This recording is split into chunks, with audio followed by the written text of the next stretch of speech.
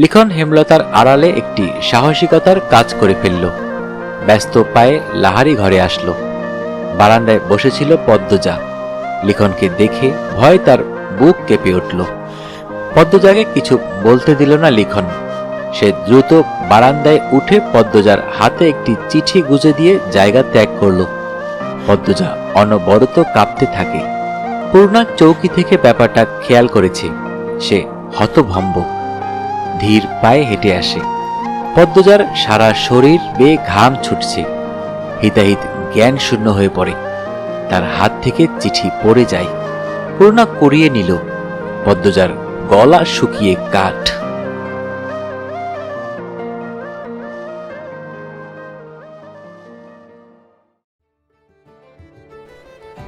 কি খবর সবার?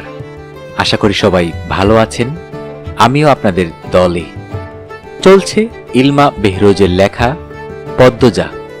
আজকে আপনাদের পড়ে শোনাব এই উপন্যাসটির তৃতীয় পর্ব। অলরেডি পর্ব 1 এবং পর্ব 2 আমাদের চ্যানেলে আপলোড হয়ে গিয়েছে। যারা এখনো পর্ব 2টি শোনেননি, আশা করি শুনে নেবেন। কেমন লাগছে অবশ্যই মন্তব্য করে জানাতে ভুলবেন না যেন। আপনাদের প্রত্যেকটি মন্তব্য আমি অত্যন্ত মনোযোগ সহকারে পড়ে থাকি এবং উত্তর দেবার সর্বোচ্চ চেষ্টা করি। তাহলে কথা না বাড়িয়ে শুরু করা যাক ইলমা বেহরোজের লেখা পদ্মজা তৃতীয় পর্ব। বরাবরের মতোই গল্প পাঠে আমি মোহাম্মদ মেহেদী হাসান।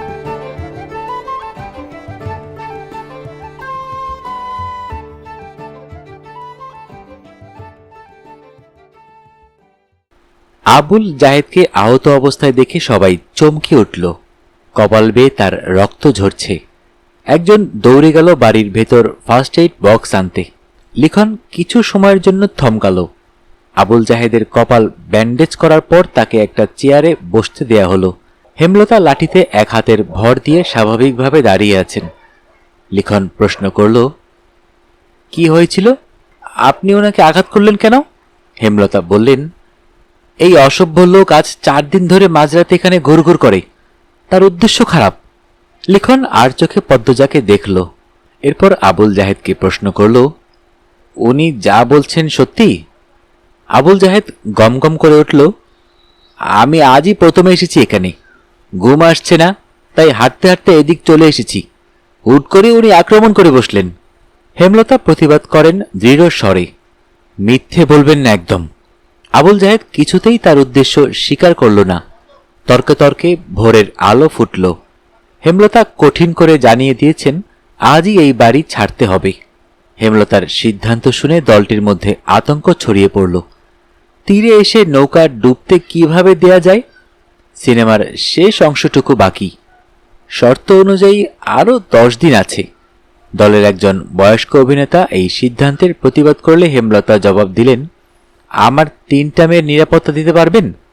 একটা পুরুষ মানুষ রাতের আধারে যুবতী মেয়েদের ঘরের পাশ দিয়ে ঘুরঘুর করবে কেন? কিসের ভিত্তিতে? হেমলতা সবাইকে এড়িয়ে লাহারি ঘরে ঢুকেন। এদের সাথে তর্ক করে শুধু সময়ই নষ্ট হবে। আবুল জাহেদের ধূর্ত চাহনি তার নজরে এসেছে বারংবার। প্রথম রাতে পায়ের আওয়াজ শুনে চিনতে পারেননি। এরপর দিন সন্দেহ তালিকায় থাকা 4-5 জনকে অনুসরণ করে তিনি নিশ্চিত হন রাতে কে লাহারি ঘরের পাশে হেঁটেছিল। লাহারি ঘরের ডান পাশে তুষের স্তূপ, পলিথিন কাগজ দিয়ে ঢাকা। অসাবধানবশে আবুল জাহেদের কাদা মাখা জুতা তুষের স্তূপে পড়ে, ফলে জুতায় তুষ লেগে যায়। এরপর দিন হেমলতা বাড়ির বারান্দায় জুতা জোড়া দেখতে পান। তুষ বাড়ির আর কোথাও নেই। তিনি ব্যস্ত হয়ে তুষের স্তূপের কাছে এসে দেখেন একজোড়া জুতার চাপ। সেই জুতা যখন আবুল জাহেদ পরল তিনি পুরোপুরিভাবে নিশ্চিত হন। শুটিং দলটার মধ্যে একটা হাহাকার লেগে গেল। বেশ কিছুক্ষণ নিজেদের মধ্যে আলোচনা চলল। এরপর সবাই মোর্শেদকে ধরল। বিনিময়ে তারা আরও টাকা দিতে রাজি। হেমলতার ধমকের ভারে তখন চুপ হয়ে গেলেও টাকার কথা শুনে মোর্শেদের চোখ দুটি জলজল করে উঠল। ঘরে এসে হেমলতার সাথে ধুন্ধুমার ঝগড়া লাগিয়ে দিলেন। হেমলতা কিছুতেই রাজি হননি। শেষ অবধি তিনি নিজের সিদ্ধান্তে অনড় থাকতে পারলেন না। দলের কিছু ভালো মানুষের অনুরোধ ফেলতে গিয়ে তিনি অস্বস্তি বোধ করছিলেন। 10 দিনের বদলে 5 দিনের সময় দেন। হেমলতা স্বস্তিতে নিঃশ্বাস ফেলেন। ভাগ্যিস কোনো ঘটনা ঘটার আগে ব্যাপারটা খোলাসা হয়েছে। বেশ গরম পড়েছে আজ। মুন্নাকে পাশে নিয়ে পদ্মজা পাটিতে বসে আছে। মনোযোগ দিয়ে মুন্নাকে শিখাচ্ছে কাকে কি ডাকতে হবে। আমায় ডাকবি বড় আপা, পূর্ণাকে ছোট আপা, আর প্রেমা তো তোর সমান, তাই প্রেমা ডাকবি। দুজন মিলেমিশে থাকবি, বুঝেছিস? হ্যাঁ, বুঝছি। আম্মাকে তুইও আম্মা ডাকবি। আমাদের আম্মা আব্বা আজ থেকে তোরও আম্মা আব্বা, বুঝছিস? মুন্না বিজ্ঞ স্বরে বলল, হ, বুঝছি। হেমলতা রান্না রেখে উঠে আসেন। মুন্নাকে বলেন, শুদ্ধ ভাষায় কথা বলবি, তোর পদ্ম আপা যেভাবে বলে। কয়ামনে? পদ্মজা বলল, কয়ামনে না, বল আচ্ছা বলবো। মুন্না বাধ্যের মতো হেসে বলে, আচ্ছা বলবো। হেমলতা হেসে চলে যান। পূর্ণা রুম থেকে মুন্নাকে ডাকল, মুন্না রে। হ্যাঁ সুডু আপা। পদ্মজা মুন্নার গালে আলতো করে থাপ্পড় দিয়ে বলল, বল জি ছোট আপা। মুন্না পদ্মজার মতো করেই বলল, জি ছোট আপা। পদ্মজা হাসল। পূর্ণা মৃদু হেসে বলল, তোর নাম পাল্টাতে হবে, আমি তোর নতুন নাম রেখেছি। ক্যারে? নাম পাল্টাইতাম ক্যারে? পদ্মজা কিছু বলার আগে মুন্না প্রশ্ন করল, আচ্ছা এই কথাটা কেমনে কইতাম? পদ্মজা হেসে কপাল চাপড়াল। এই ছেলে তো আঞ্চলিক ভাষায় বুধ হয়ে আছে। পূর্ণা বলল, তুই এখন আমাদের ভাই, আমাদের নামের সাথে মিলিয়ে তোর নাম রাখা উচিত। কি উচিত না?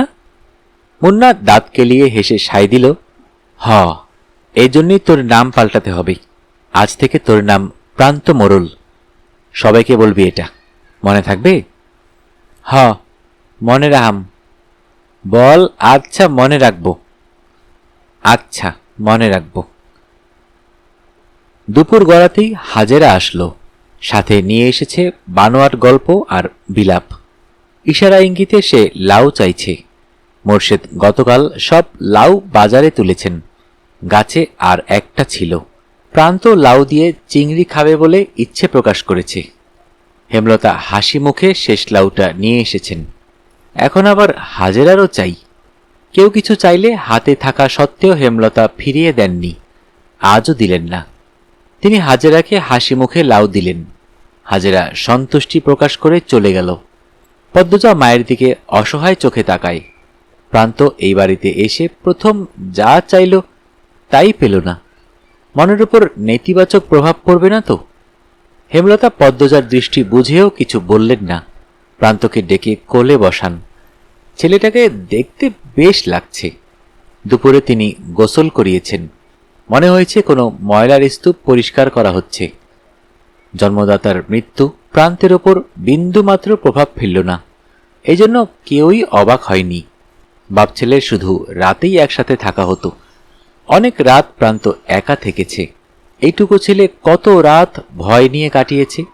হেমলতা আদুরে কণ্ঠে বললেন, একটা গল্প শোনাই, শুনবি? হোনাও। পদ্মজা প্রান্তের ভাষায় ভুল ধরিয়ে দিল। হোনাও না, বল শোনাও আম্মা। প্রান্ত মাথা কাত করে। এরপর হেমলতাকে বলল, শোনাও আম্মা। আম্মা ডাকটা শুনে হেমলতার বুক বিশুদ্ধ ভালো লাগায় ছেয়ে গেল। তিনি কণ্ঠে ভালোবাসা ঢেলে বললেন, আমাদের একদিন মরতে হবে, জানিস তো? হ। জান্নাত জাহান্নামের কথা কখনো কেউ বলেছে? প্রান্ত মাথা দুই পাশে নাড়াল। কেউ শোনায়নি। হেমলতা এমনটা সন্দেহ করেছিলেন। প্রান্ত এ সম্পর্কে জানে না। তিনি ধৈর্য নিয়ে সুন্দর করে জান্নাত জাহান্নামের বর্ণনা দিলেন। জান্নাতের বর্ণনা শুনে প্রান্তের চোখ দুটি জলজল করে উঠল। প্রশ্ন করল হাজারটা। হেমলতাকে জানায় সে জান্নাতে যেতে চায়, জাহান্নামে যেতে চায় না। হেমলতা বললেন, আচ্ছা এখন গল্পটা বলি, মন দিয়ে শুনবি? প্রান্ত মাথা কাত করে হ্যাঁ সূচক সম্মতি দিল। হেমলতা বলতে শুরু করেন, একজন মহিলা একা থাকতো বাড়িতে। না, দুটি ছেলে মেয়ে আছে। খুব ছোট ছোট, খুব অভাব তাদের। ছোট একটা জায়গায় মাটির ঘর, ঘরের সামনে শখ করে একটা লাউ চারা লাগায়। লাউ গাছ বড় হয়, লাউ পাতা হয় অনেক। এই লাউ পাতা দিয়ে দিন চলে তার। কখনো সিদ্ধ করে খায়, নুন মরিচ পেলে শাক রেঁধে খায়। তো একদিন একজন ভিক্ষুক মহিলা আসলো। ভিক্ষুক মহিলাটি খায় না 2 দিন ধরে। লাউ গাছের লাউ পাতা দেখে খেতে ইচ্ছে করে। লাউ গাছের মালিক যে মহিলাটি, তাকে ভিক্ষুক বলে লাউ পাতা দিতে, রেঁধে খাবে। খুব অনুনয় করে বলে। মহিলাটির মায়া হয়। ভিক্ষুক মহিলাকে কথা শোনাতে শোনাতে কয়েকটা লাউ পাতা ছিঁড়ে দেয়। তার কয়েকদিন পর লাউ গাছের মালিক যিনি, তিনি মারা গেলেন। গ্রামবাসী সহ মসজিদের ইমাম মিলে দাফন করেন। বুঝছিস তো প্রান্ত? হ। প্রান্ত মনোযোগ দিয়ে শুনছে। সে খুবই মনোযোগী শ্রোতা। হেমলতা বাকিটা শুরু করলেন। গ্রামের ইমাম একদিন স্বপ্নে দেখেন যে মহিলাটিকে তিনি দাফন করেছেন, তার চারপাশে আগুন দাউ দাউ করে জ্বলছে, কিন্তু তার গায়ে আঁচ অবধি লাগছে না। মহিলাটিকে ঘিরে রেখেছে লাউ পাতা, যার কারণে আগুন ছুঁতে পারছে না। ওই যে তিনি একজন ভিক্ষুকে নিজের একবেলা খাবারের লাউ পাতা দান করেছিলেন, সেই লাউ পাতা তাকে কবরের শাস্তি থেকে বাঁচাচ্ছে। জাহান্নাম থেকে বাঁচতে আমাদের অনেক ইবাদত করা উচিত। তার মধ্যে একটি হলো দান। সামর্থ্য অনুযায়ী দান করা উচিত, কাউকে ফিরিয়ে দেওয়া উচিত না। বোঝা গেছে? হ, বুঝছি। আমি দান করাম। করবি। অনেক বড় হবি জীবনে, আর অনেক দান খয়রাত করবি। আচ্ছা প্রান্ত, এখন যদি কোনো অভাবী এসে বলে তোর লাউটা দিতে, তুই কি করবি? প্রান্ত গম্ভীর হয়ে ভাবে, এরপর বলল, দিয়া দিয়াম। একটু আগে একজন মহিলা আসছিল না, দেখেছিস তো? হ্যাঁ, দেখছি। সে খুব গরিব, বাড়িতে বাচ্চা আছে ছোট। এসে বলল লাউ দিতে, তাই তোর লাউটা দিয়ে দিয়েছি। এজন্য কি এখন তোর মন খারাপ হবে? লাউটা তুমি দিছো, তাহলে তোমারে আগুন থেকে বাঁচাইবো লাউটা? লাউটা আমি দিলেও তোর জন্য ছিল, তুই এখন খুশি মনে মেনে নিলে লাউটা তোকে আগুন থেকে বাঁচাবে। হেমলতার কথায় প্রান্ত খুশি হয় খুব। পরপরই মুখ গম্ভীর করে প্রশ্ন করল, একটা লাউ কেমনে বাঁচাইবো আমারে? প্রান্তর নিষ্পাপ কণ্ঠে প্রশ্নটা শুনে হেমলতা, পদ্মজা, পূর্ণা হেসে উঠল। পদ্মজা বলল, কয়টা পাতা অনেকগুলো হয়ে মহিলাটিকে বাঁচিয়েছিল, তেমন একটা লাউ অনেকগুলো হয়ে তোকে বাঁচাবে? প্রান্ত একটার পর একটা প্রশ্ন করেই যাচ্ছে। হেমলতা হেসে হেসে তার উত্তর দিচ্ছেন। পদ্মজার হুট করেই প্রান্তের থেকে চোখ সরে হেমলতার ওপর পড়ে। মা হাসলে সন্তানদের বুকে যে আনন্দের ঢেউ উঠে, তা কি জানেন? পদ্মজার আদর্শ তার মা, সে তার মায়ের মতো হতে চায়। 5 দিন শেষ। শুটিং দলের মধ্যে খুব ব্যস্ততা, সবকিছু গুছানো হচ্ছে। 5 দিনে তাড়াহুড়ো করে শুট শেষ করা হয়েছে। লিখন উঠানে চেয়ার নিয়ে বসে আছে। চিত্রা এসে তার পাশে বসল। কাশির মতো শব্দ করল লিখনের মনোযোগ পেতে। লিখন তাকালো, ম্লান মুখে প্রশ্ন করল, সব গোছানো শেষ? শেষ। তুমি তো কিছুই গোছাওনি। বিকেলে রওনা দেব। আমার আর কি আছে গোছানোর, দুপুরেই শেষ করে ফেলব। মন খারাপ? লিখন কিছু বলল না। লাহারি ঘরের দিকে তাকালো, দৃষ্টিতে শূন্যতা, কিছু ফেলে যাওয়ার বেদনা। বুকের বাঁ পাশে চিনচিন করা ব্যথা। চিত্রা হাত ঘড়ি পড়তে পড়তে বলল, ছোট বোনের সমান বলে ঠোঁট বাঁকিয়েছিলে, এখন তার প্রেমেই পড়লে? লিখন কিছু বলল না, দীর্ঘ নিঃশ্বাস ছাড়ল। চিত্রা বলল, পদ্মজা কিন্তু অনেক বড়ই। আগামী মাসে ওর 17 হবে শুনেছি। এই গ্রামে 17 বছর বয়সী অবিবাহিত মেয়ে হাতে গোনা কয়টা? পদ্মজার শ্রেণীর বেশিরভাগ মেয়ে বিবাহিত, আর খুব কম মেয়ে পড়ে। চিত্রার কথা অগ্রাহ্য করে লিখন বলল, তোমার বিয়েটা কবে হচ্ছে? বছরের শেষ দিকে, সব ঠিকঠাক থাকলে আর ভগবান চাইলে। কিছুক্ষণের মধ্যে সবাই ঢাকা রওনা দেবে। হেমলতা, মোর্শেদ বিদায় দিতে এসেছেন। দলটার 3-4 জনের চরিত্রে সমস্যা থাকলেও বাকিরা খুব ভালো। হেমলতার সাথে মিশেছে খুব। নিজের বাড়ি মনে করে থেকেছে, বাড়ির দেখাশোনা করেছে। লিখন হেমলতার আড়ালে একটি সাহসিকতার কাজ করে ফেলল। ব্যস্ত পায়ে লাহারি ঘরে আসলো। বারান্দায় বসেছিল পদ্মজা। লিখনকে দেখে ভয় তার বুক কেঁপে উঠল। পদ্মজাকে কিছু বলতে দিল না লিখন। সে দ্রুত বারান্দায় উঠে পদ্মজার হাতে একটি চিঠি গুজে দিয়ে জায়গা ত্যাগ করল। পদ্মজা অনবরত কাঁপতে থাকে। পূর্ণা চৌকি থেকে ব্যাপারটা খেয়াল করেছে। সে হতভম্ব, ধীর পায়ে হেঁটে আসে। পদ্মজার সারা শরীর বেয়ে ঘাম ছুটছে। হিতাহিত জ্ঞান শূন্য হয়ে পড়ে। তার হাত থেকে চিঠি পড়ে যায়। পূর্ণা করিয়ে নিল। পদ্মজার গলা শুকিয়ে কাঠ। হেমলতা এসে দেখেন পদ্মজা হাঁটুতে থুতনি ঠেকিয়ে বসে আছে। কেমন দেখাচ্ছে যেন। তিনি উদ্বিগ্ন হয়ে প্রশ্ন করলেন, পদ্ম, শরীর খারাপ? মায়ের কণ্ঠ শুনে পদ্মজা ভয় পেল। বাতাসে অস্বস্তি, নিঃশ্বাসে অস্বস্তি। চোখ দুটি স্থির রাখা যাচ্ছে না, নিঃশ্বাস এলোমেলো। পূর্ণা পরিস্থিতি সামলাতে বলল, আম্মা, আপার মাথা ব্যথা। হুট করে এমন মাথা ব্যথা উঠল কেন? পদ্মরে, খুব ব্যথা? পদ্মজা অসহায় চোখে পূর্ণার দিকে তাকালো। আকস্মিক ঘটনায় সে ভেঙে পড়েছে। ডান হাত অনবরত কাঁপছে। হেমলতা তীক্ষ্ণ চোখে দুমেকে দেখেন। কঠিন স্বরে প্রশ্ন করেন, কি লুকোচ্ছিস দুজন? কেউ এসেছিল? মায়ের প্রশ্নে পদ্মজার চেয়ে পূর্ণা বেশি ভয় পেল। হাতের চিঠিটা আরো শক্ত করে চেপে ধরল। কি লিখা আছে না পড়ে এই চিঠি হাতছাড়া করবে না সে। হেমলতার তীক্ষ্ণ দৃষ্টি তীরের ফলার মতো পদ্মজার গায়ে বিঁধছে। সে কাঁপা স্বরে জানিয়ে দিল, শুটিং দলের একজন এসেছিল। হেমলতার ঠোঁট দুটো খেপে উঠল প্রচণ্ড আক্রোশে।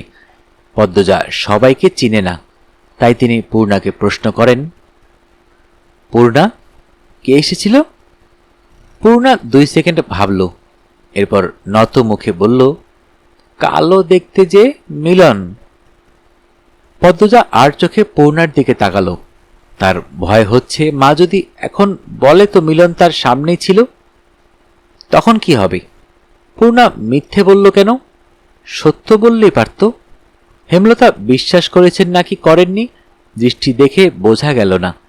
পূর্ণা মাথা নত করে অপরাধীর মতো দাঁড়িয়ে রইল। হেমলতা বারান্দা অবধি এসে আবার ঘুরে তাকালেন। মনটা খচখচ করছে। মনে হচ্ছে ঘাপলা আছে, নাকি তার সন্দেহ, মনের ভুল ভাবনা, কে জানে। রাতে পদ্মজা খেতে চাইল না। বিকেলের ঘটে যাওয়া ঘটনা তাকে ঘরে রেখেছে। চিঠিটা পড়তে বিন্দু মাত্র ইচ্ছে হচ্ছে না। তবুও কেমন কেমন যেন অনুভূতি হচ্ছে, অচেনা অজানা অনুভূতি। পদ্মজার হাবভাব হেমলতার বিচক্ষণ দৃষ্টির অগোচরে পড়ল না। তিনি ঠিকই খেয়াল করেছেন। কিন্তু মেয়েরা স্বয়ং আল্লাহ ছাড়া অন্য সবার থেকে কথা লুকোনোর ক্ষমতা নিয়ে যে জন্মায়, তা তো অস্বীকার করা যায় না। যেমন তিনি এই ক্ষমতা ভালো করেই রপ্ত করতে পেরেছেন। পদ্মজাকে জোর করে খাইয়ে দিলেন, কিন্তু কোনো প্রশ্ন করলেন না। রাতের মধ্যভাগে মোর্শেদ হেমলতাকে জড়িয়ে ধরতে চাইলে হেমলতা এক ঝটকায় সরিয়ে দিলেন। চাপা স্বরে ক্রোধ নিয়ে বললেন, তোমার বাসন্তীর কি হয়েছে? সে কি তোমাকে ত্যাগ করেছে? সেদিন ফিরে এলে কেন? মোর্শেদ চমকালেন, অপ্রস্তুত হয়ে উঠলেন। হেমলতা বাসন্তীকে চিনল কি করে? এই নাম তার গোপন অধ্যায়। অবশ্য হেমলতার মতো মহিলা না জানলে বোধহয় বেমানান লাগত। মোর্শেদ বিব্রত কণ্ঠে বললেন, হ্যাঁ, আমারে কি ত্যাগ করব? আমি হেরে চাইরে দিছি। হেমলতা বাঁকা হাসলেন। অন্ধকারে তা নজরে এলো না মোর্শেদের। 20 বছরের সংসার এমন আচমকা ভেঙে গেল যে? হেমলতার কণ্ঠে ঠাট্টা স্পষ্ট। চাপা দীর্ঘশ্বাসটা গোপনে রয়ে গেল। মোর্শেদের শরীরের পশম দাঁড়িয়ে গেল। এ খবরও হেমলতা জানে? এত কিছু কি করে? হেমলতার চোখের কোণে জল চিকচিক করে উঠল। তিনি চাদর গায়ে দিয়ে চলে যান বারান্দায়। রাতে বেশ ঠান্ডা পড়ে। মোর্শেদের কোনো কৈফিয়ত তিনি শুনতে চান না, তাই বারান্দার রুমে এসে বসেন। কতদিন পর রাতের আধারে বারান্দার রুমে তিনি। বিয়ের 1 বছর পরই জানতে পারেন মোর্শেদ তাকে বিয়ে করার 6 মাস আগে বাসন্তী নামে এক অপরূপ সুন্দরী মেয়েকে বিয়ে করেছে। স্বামীর ঘর ছাড়া আর পথ ছিল না বলে এত বড় সত্য হজম করে নিতে হয়। বাসন্তীর মা বার নারী, আর একজন বার নারীর মেয়েকে সমাজ কিছুতেই মানবে না। মোর্শেদের বাবা মিয়াফর মোড়ল টাকার বিনিময়ে দেহ বিলিয়ে দেওয়া একজন বার নারীকে মেয়েকে ছেলের বউ হিসেবে মানতে আপত্তি করেন। ততদিনে মোর্শেদ বিয়ে করে নিয়েছে, সে খবর মিয়াফর মোড়ল পেলেন না। তিনি মোর্শেদের মন ফেরাতে শিক্ষিত এবং ঠান্ডা স্বভাবের হেমলতাকে বেছে নিলেন। কুরবান হল হেমলতার। তখন কলেজে ওঠার 7 মাস চলছিল। এরপর পড়াটাও আর এগোলো না। জীবনের মোড় করুণ রূপে পাল্টে গেল। পরদিন সকাল সকাল স্কুলে রওনা হলো তারা। পূর্ণা পথে চিঠিটা পড়ার পরিকল্পনা করেছিল, পদ্মজা হতে দিল না। শেয়ানা 2টা মেয়ের হাতে কেউ চিঠি দেখে ফেললে ইজ্জত যাবে। পূর্ণা পদ্মজার প্রতি বিরক্ত বোধ করল। চিঠিটা তার কাছে। পথে নতুন করে পরিকল্পনা করল সে ক্লাসে বইয়ের চিপায় রেখে চিঠি পড়বে। তাও হলো না। পরপর 2 দিন কেটে গেল। সুযোগ পেলেও পদ্মজা পড়তে দিতে চাইত না। সারাক্ষণ হাতে যান নিয়ে যান থাকে। এই বুঝি মা এলো। 2 দিন পর মোক্ষম সুযোগ পেল। হেমলতা বাপের বাড়ি গিয়েছেন প্রান্ত এবং প্রেমাকে নিয়ে। যদিও কয়েক মিনিটের পথ, দ্রুতই ফিরবেন। পদ্মজার চেয়ে পূর্ণার আগ্রহ বেশি। সে চিঠি খোলার অপেক্ষায় ছিল। আজ খুলতে গিয়ে মনে হলো যার চিঠি তার খোলা উচিত এবং আগে তার পড়া উচিত। তাই পদ্মজার দিকে চিঠি বাড়িয়ে দিল। পদ্মজা চিঠি খুলতে দেরি করছিল বলে পূর্ণা তাড়া দিল, এই আপা, খোলো না, লজ্জা পাচ্ছ কেন? চিঠি এটা, কারো গায়ের কাপড় খুলতে বলছি না। পদ্মজা চমকে তাকালো, যেন পূর্ণা কাউকে খুন করার কথা বলেছি। পদ্মজা বলল, কি সব কথা পূর্ণা? আচ্ছা, মাফ চাই, আর বলবো না। পদ্মজা ভাঁজ করা সাদা কাগজটা মেলে ধরল চোখের সামনে। প্রথমেই বড় করে লেখা, প্রিয় পদ্মফুল। পূর্ণা পাশে এসে বসল। দুজনের মনোযোগ চিঠিতে। প্রিয় পদ্মফুল, আমি ভেবে উঠতে পারছি না কিভাবে কি বলবো। আজ চলে যাব ভাবতেই বুকে তোলপাড় চলছে। তার কারণ তুমি। যেদিন তোমাকে প্রথম দেখি থমকে গিয়েছিল নিঃশ্বাস, কণ্ঠনালী। এতটুকুও মিথ্যে বলিনি। সেদিন শুটিংয়ে সংলাপ বলতে গিয়ে ভুল করেছি বারবার। না চাইতেও বারবার চোখ ছুটে যাচ্ছিল লাহারি ঘরের দিকে। বুকে থাকা হৃৎপিণ্ডটায় শিরশিরে অনুভূতি শুরু হয় সেই প্রথম দেখা থেকেই। প্রতিটি ক্ষণ গুনেছি তোমাকে দ্বিতীয়বার দেখার আশায়। দ্বিতীয়বার দেখা পাই যখন বেগুন নিতে আসো। সেদিন কথা বলার লোভ সামলাতে পারিনি। টমেটোর অজুহাতে শ্রবণ করি পদ্মফুলের কণ্ঠ। মনে হচ্ছিল এমন ঋণ ঋণে গলার স্বর আর শুনিনি। রাতের ঘুম আড়ি করে বসে। তোমায় প্রতিনিয়ত দেখার একমাত্র পন্থা তোমার স্কুল। সবার অগোচরে কতবার তোমার পিছু নিয়েছি। তুমি বোকা, ধরতে পারোনি একবারও। সুন্দরীরা বোকা হয়, আবার প্রমাণ হলো। এই, রাগ করবে না, বোকা বলেছি বলে। জানতে পারি তোমার মায়ের ইচ্ছে তুমি অনেক পড়বে। অনেক উঁচু বংশ থেকে বিয়ের প্রস্তাব এসেছে, তাও তিনি ফিরিয়ে দিয়েছেন।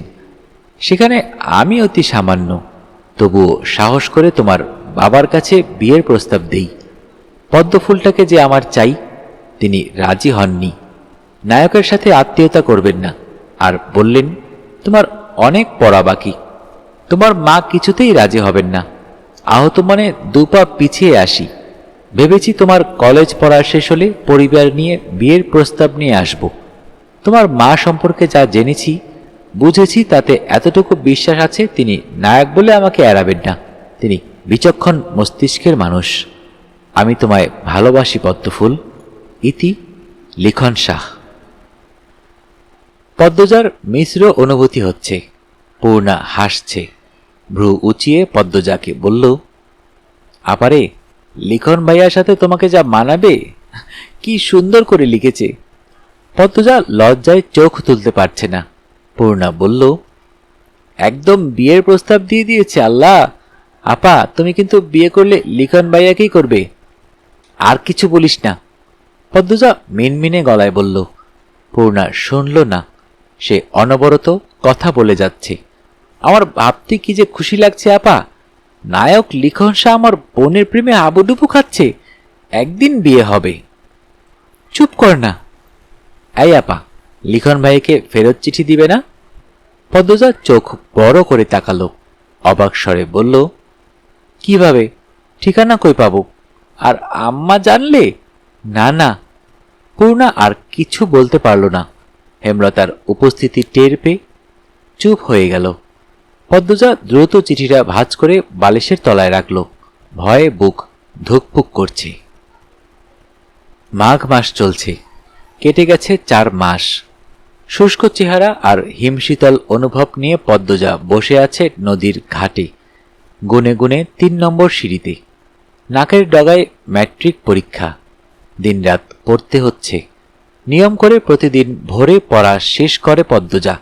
এরপর ঘাটে এসে বসে নিজের অনুভূতিদের সাথে সাক্ষাৎ করার জন্য। কখনো উদাস হয়ে, আবার কখনো লাজুক মুখশ্রী নিয়ে ভাবে কারো কথা। সেই যে চিঠি দিয়ে হারালো, আর সাক্ষাৎ মিলল না তার। কখনো কি মিলবে? তিনি কি আসবেন? এক চিঠি প্রতিদিন নিয়ম করে পড়ে পদ্মজা। ধীরে ধীরে অনুভব করে তার মধ্যে আছে অন্য আরেক সত্তা, যে সত্তা প্রতিটি মেয়ের অন্তঃস্থলের গভীরে জেকে বসে থাকে ভালোবাসার অনুভূতি নিয়ে। পূর্ণা আসলো শীতের চাদর মুড়ি দিয়ে।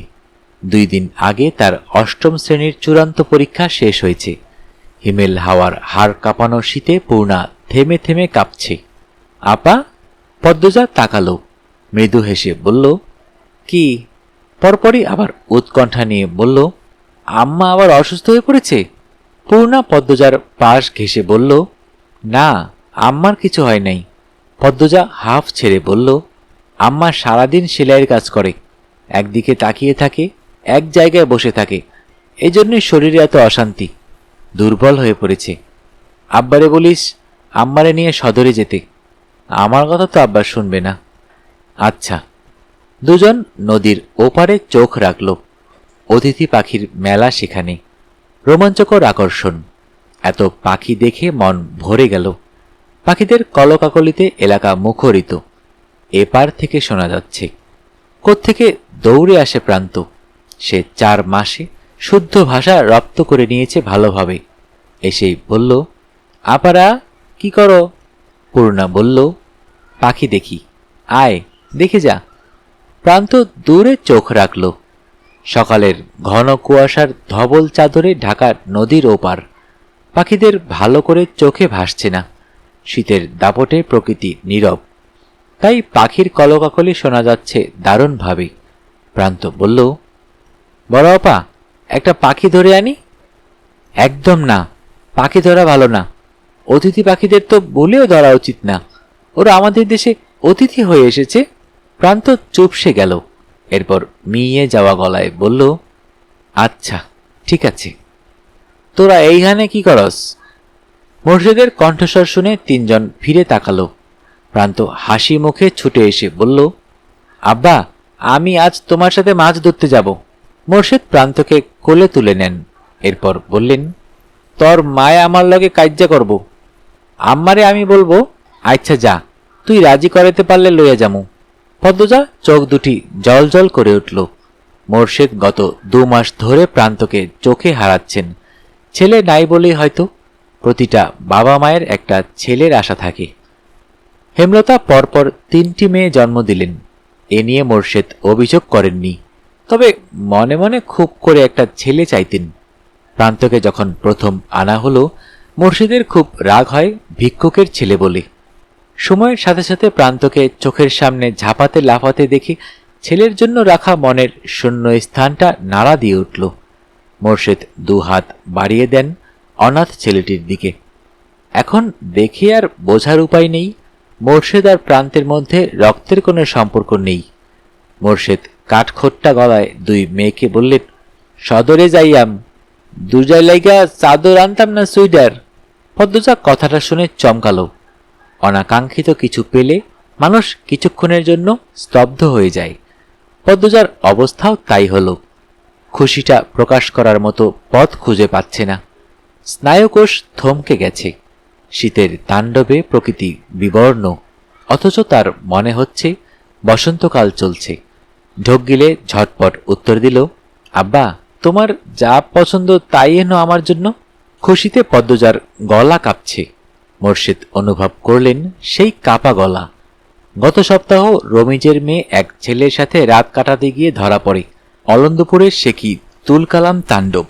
ছেলেটাকে ন্যাড়া করে জুতার মালা পরিয়ে চক্কর দেওয়ানো হয়েছে পুরো অলন্দপুর, আর মেয়ের পরিবারকে সমাজ থেকে আলাদা করে দেয়া হয়েছে। পদ্মজা এত সুন্দর হওয়া সত্ত্বেও আজও কোনো চারিত্রিক দোষ কেউ দিতে পারেনি। মেয়েটার দ্বারা কোনো অনৈতিক কাজ হয়নি।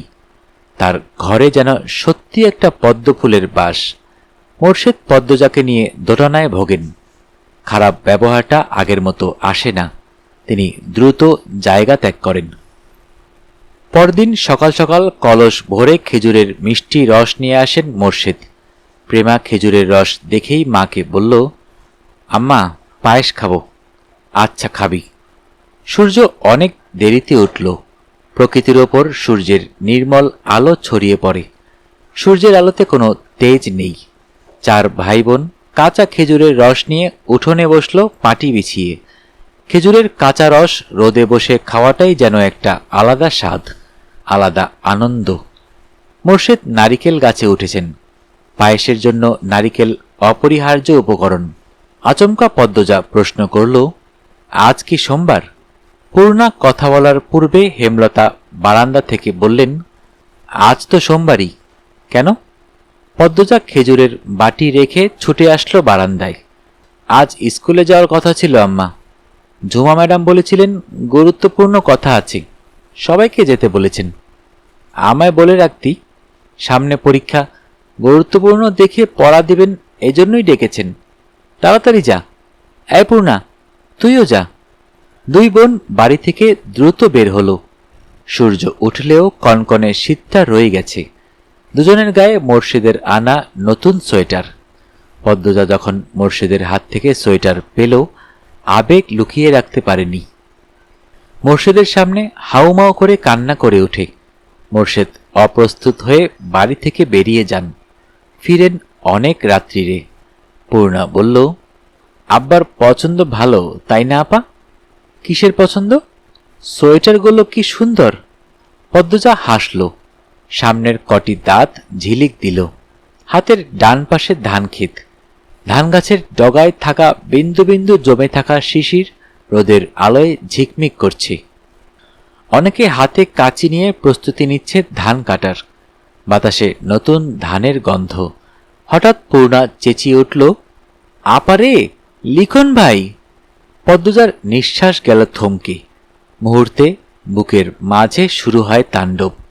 পূর্ণার দৃষ্টি অনুসরণ করে পিছনে তাকালো পদ্মজা। লিখন ব্যস্ত পায়ে এদিকে আসছে। পাশে মগা। পদ্মজা অজানা আশঙ্কায় চোখ ফিরিয়ে নিল।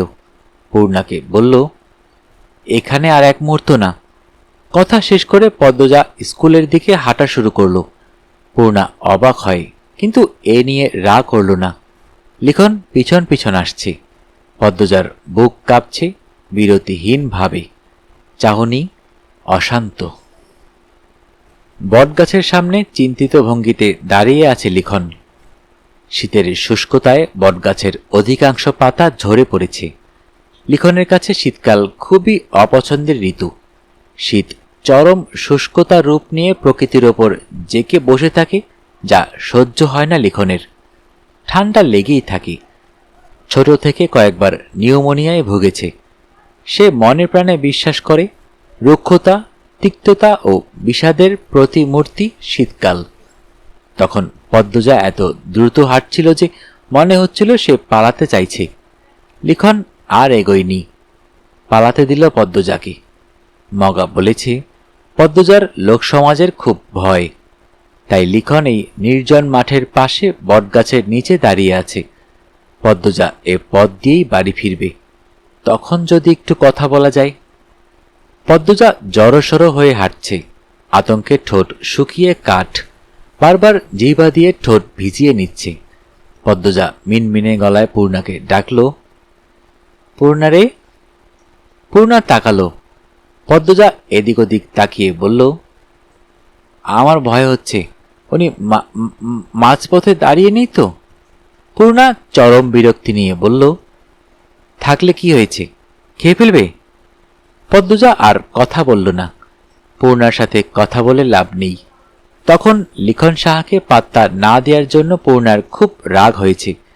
পদ্মজা বরাবরই মাথা নিচু করে হাঁটে, তাই লিখন সাহাকে দেখতে পেল না। পূর্ণা দূর থেকে দেখতে পেল, কিন্তু এইবার আর আগে থেকে বলল না পদ্মজাকে।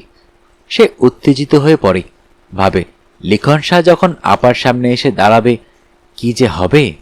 লিখন পদ্মজার দূরত্ব মাত্র কয়েক হাত। তখন পদ্মজা আবিষ্কার করল লিখনের উপস্থিতি। অরুণার ঘোমটা চোখ অবধি টেনে নেয় দ্রুত। ভয়ে লজ্জায় সর্বাঙ্গে কাঁপন ধরে। লিখনের পাশ কাটার সময় পুরুষালী একটা কণ্ঠ ডেকে উঠল, পদ্ম। পদ্মজা দাঁড়াতে চায়নি, তবুও কেন জানি দাঁড়িয়ে গেল। লিখন দু এক পা এগিয়ে আসলো। পূর্ণার ঠোঁট টিপে সেই দৃশ্য গিলছে। লিখন উসখুস করছে, কথা গুলিয়ে ফেলেছে। পদ্মজা লিখনকে পিছনে ফেলে সামনে এগিয়ে গেল। লিখন হতবম্ব হয়ে তাকিয়ে দেখল। পূর্ণা বলল, আমাকে বলুন, আমি বলে দেব। লিখন পকেট থেকে একটা চিঠি বের করল। এরপর অনুরোধ স্বরে বলল, দয়া করে তোমার বোনকে দিও, আমি কাল বিকেলে ঢাকা চলে যাব। পূর্ণা হাসি মুখে চিঠি নিল। এরপর বলল, আপা আপনার আগের চিঠিটা প্রতিদিন পড়ে।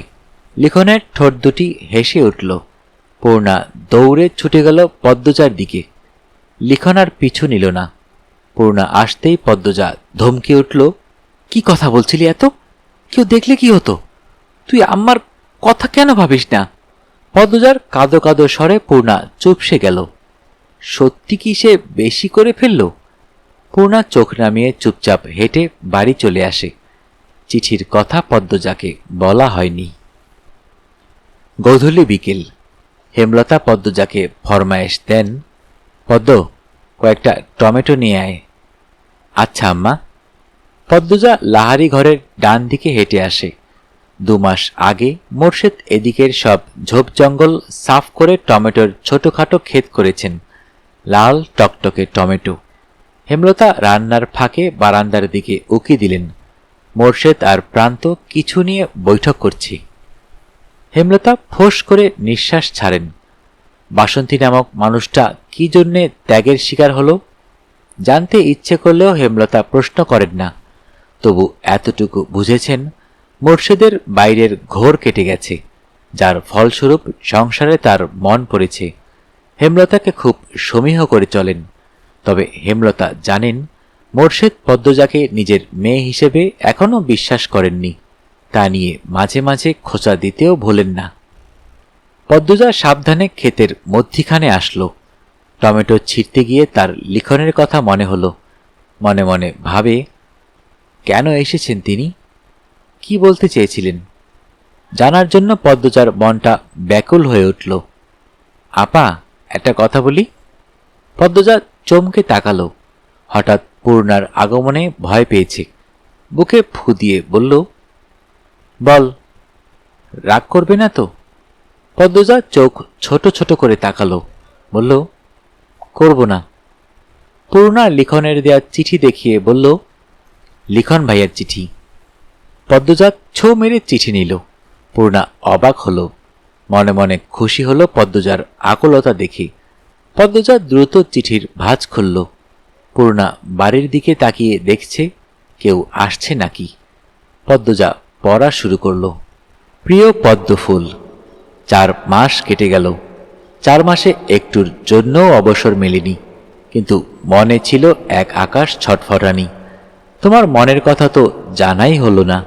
তোমাদের অলন্দপুরের প্রায় প্রতিটি বাড়ির ছেলের স্বপ্ন তোমাকে ঘরে তোলার, তাই সারাক্ষণ ভয়ে ছিলাম আমার অনুপস্থিতিতে কেউ তুলে নেয়নি তো।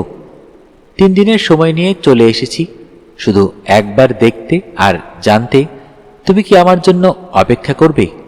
ম্যাট্রিক পরীক্ষা অবধি অপেক্ষা করলেই হবে। এরপর আমি আমার মা আর বাবাকে নিয়ে তোমার মায়ের কাছে আসব। ওনার কাছে অনুরোধ করব তোমার পড়া শেষ হলে যেন আমার সাথেই বিয়ে দেন। তখন অনেকটা নিশ্চিন্ত হতে পারবো। এখন অনিশ্চয়তায় ভুগছি। আমি গুছিয়ে লিখতে পারছি না আজ।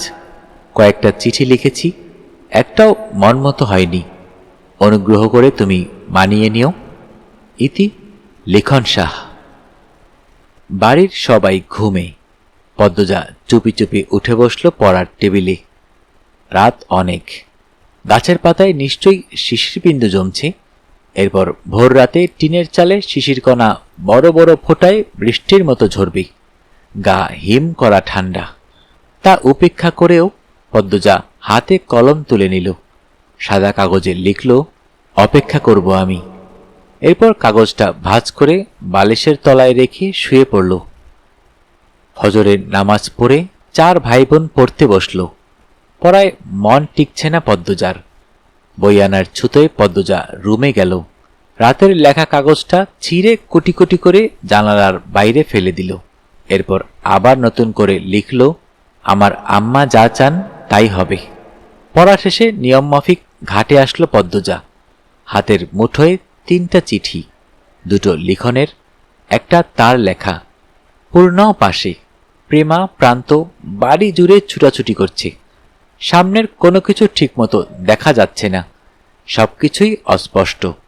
কুয়াশার স্তর এত ঘন যে দেখে মনে হচ্ছে সামনে কুয়াশার পাহাড় দাঁড়িয়ে আছে। সেই পাহাড় ভেদ করে একটা নৌকা এসে ঘাটে ভিড়ে। নৌকায় লিখন আর মগা। আকস্মিক ঘটনায় পদ্মজার পিল উঠল চমকে। পালানোর মতো শক্তিটুকু পায় নেই। লিখন মায়াভরা কণ্ঠে পদ্মজার উদ্দেশ্যে বলল, আমি বাধ্য হয়ে এসেছি, আজ বিকেলে চলে যাব। মগা বলল, প্রতিদিন সকালে ঘাটে নাকি তুমি বসো, তাই এসেছি। পদ্মজা মনে মনে সূরা ইউনুস পড়ছে। ভয়ে বুক দুরু দুরু করছে। মা দেখে ফেললে কি হবে, বা অন্য কেউ? একটু সাহস জোগাতেই নিজের লেখা চিঠি সিঁড়িতে রেখে পদ্মজা ছুটে গেল বাড়িতে। পূর্ণা বড় বড় চোখে শুধু দেখল। লিখন নৌকা থেকে নেমে চিঠিটা হাতে তুলে নিল। ভাঁজ খুলে একটা লাইন পেল শুধু। লিখনের মুখে বিষাদের ছায়া নেমে আসে। পূর্ণার কৌতূহল হলো চিঠিতে কি আছে জানার জন্য, তবে তা প্রকাশ করল না। শুধু বলল, আপা আপনার কথা প্রতিদিন ভাবে। 1996 সাল। পদ্মজা থেমে থেমে কাঁপছে। হাঁটুর উপর মুখ লুকিয়ে রেখেছে। তুষার কালো চাদর তার গায়ে টেনে দিল। পদ্মজা চোখ তুলে তাকালো। বিষাদ ভরা কণ্ঠে বলল, সেদিন আমার লেখা প্রথম চিঠিটা কোটি কোটি কেন করেছি জানি না। ইচ্ছে হয়েছিল তাই করেছি। তবে জানেন, আমি একদম ঠিক করেছিলাম। সেদিন যদি আমি কথা দিয়ে দিতাম, আমার কথা ভঙ্গ হতো। পদ্মজা হাসল। তুষার এক দৃষ্টিতে তাকিয়ে রইল পদ্মজার দিকে। এরপর বলল, লিখনের সাথে আর দেখা হয়নি? পদ্মজা হাতের কাটা অংশে ফু দিয়ে বলল, হয়েছিল। তাহলে কথা ভঙ্গ হতো কেন বললেন? পদ্মজা তুষারের দিকে তাকালো। এরপর আবার হাঁটুতে মুখ লুকালো। 1 মিনিট, 2 মিনিট, 3 মিনিট করে 10 মিনিট কেটে গেল। পদ্মজার সাড়া নেই। তুষার ডাকল, পদ্মজা, শুনতে পাচ্ছেন? পাচ্ছি। আপনার কি কষ্ট হচ্ছে? হচ্ছে। মুখ তুলে তাকান। পদ্মজা ছলছল চোখে তাকালো। তুষার উদ্বিগ্ন হয়ে বলল, কি সমস্যা হচ্ছে? তুষারের প্রশ্ন অগ্রাহ্য করে পদ্মজা ভেজা কণ্ঠে বলল, আমার আম্মা আমার সাথে কেন বিশ্বাসঘাতকতা করল? তুষার চমকালো। হেমলতা নামের মানুষটার সম্পর্কে যা জানল তাতে তার নামের সাথে বিশ্বাসঘাতকতা শব্দটা যায় না। পরপরই নিজেকে সামলে নিল। এমন কেস শত শত আছে। ভালো মানুষের খারাপ রূপ। তুষার সাবধানে প্রশ্ন করল, কি করেছেন তিনি? পদ্মজা উত্তর দিল না। ফ্লোরে শুয়ে পড়ল। চোখ বুজল। তুষার গোপনে দীর্ঘশ্বাস ছাড়ল। পদ্মজা এখন আর কিছু বলবে না। সে ক্লান্ত। অতীত হাতড়াতে গিয়ে মনের অসুস্থতা বেড়ে গেছে তার। তুষার পদ্মজার মুখের দিকে তাকালো। আঁচল সরে গেছে বুক থেকে। চাদরের অংশ ফ্লোরে পড়ে আছে। তুষার চাদরটা টেনে দিতে গিয়ে আবিষ্কার করল পদ্মজার গলায় কালো খয়েরি মিশ্রণে কয়েকটা দাগ। গলা টিপে ধরার দাগ। তুষার হুঙ্কার ছাড়ল, ফাহিমা! ফাহিমা কাছেই ছিল, ছুটে আসলো। তুষার বলল, আপনি আসামির গলা টিপে ধরেছেন?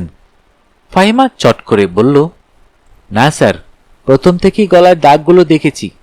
প্রশ্ন করেছি, মেয়েটা উত্তর দিল না। তুষার কপাল ভাঁজ করে ফেলল। হাজারটা প্রশ্নে মাথা ভন ভন করছে, মস্তিষ্ক শূন্য প্রায়। পদ্মজা যতটুকু বলেছে তার পরবর্তী 7 বছরে কি কি হয়েছিল না জানা অবধি শান্তি মিলবে না। মাথা কাজ না করলে তুষার সিগারেট টানে, তাই বেরিয়ে গেল। আজকের মতো গল্প পাঠ এখানেই শেষ। পদ্মজার তৃতীয় পর্বটি আপনারা শুনে ফেললেন। কেমন লাগলো অবশ্যই মন্তব্য করে জানাতে ভুলবেন না যেন। প্রথম পর্ব এবং দ্বিতীয় পর্ব অলরেডি আমাদের চ্যানেলে দেয়া হয়ে গিয়েছে। যারা এখনো সে দুটো শুনেননি, আশা করি শুনে নেবেন। এটি অনেক বড় একটি উপন্যাস। আমি পর্ব আকারে আপনাদের পড়ে শোনানোর সর্বোচ্চ চেষ্টা করছি। আমার গল্প পাঠ যদি আপনাদের ভালো লেগে থাকে তাহলে অবশ্যই চ্যানেলটি সাবস্ক্রাইব করে বেল আইকনটি অন করে দিবেন। এই উপন্যাসটির চতুর্থ পর্ব নিয়ে খুব দ্রুত আপনাদের সামনে উপস্থিত হবার চেষ্টা করব। সে পর্যন্ত সবাই ভালো থাকবেন, সুস্থ থাকবেন এবং বেশি বেশি করে বই পড়বেন, কারণ বইয়ের চেয়ে ভালো বন্ধু আর হয় না।